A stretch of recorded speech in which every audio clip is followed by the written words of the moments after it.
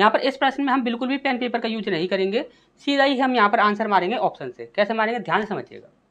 हमने बोला कि सबसे पहले आप ये देख लीजिए आपसे पूछा क्या गया है। तो यहाँ पर पूछा गया है कि रियान बेहान से किस प्रकार से संबंधित है। तो यहाँ पर रियान के लिए यहाँ पर हमसे बोला गया है, तो रियान को ही टारगेट करना है। ठीक, हमने बोला कि यहाँ पर देखिए, यहाँ पर बोला गया है रियान बेहान की माँ की बहन, माँ और माँ की बहन दोनों क्या हो गए। देखिए माँ तो माँ हो गई, बहन क्या हो गई उसकी मौसी हो गई।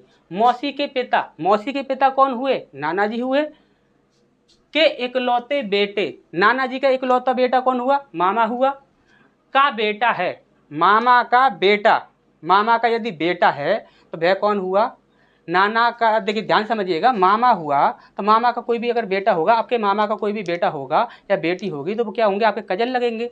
यदि कजन लगेंगे तो चचेरे भाई बहन के अंदर आंसर आएगा। अब फिर से आप समझ लीजिए, जैसे कि हम आपको चलते हैं, जैसे ही आपको चलना है। देखिए ध्यान से हमसे फिर से आपको समझाते हैं।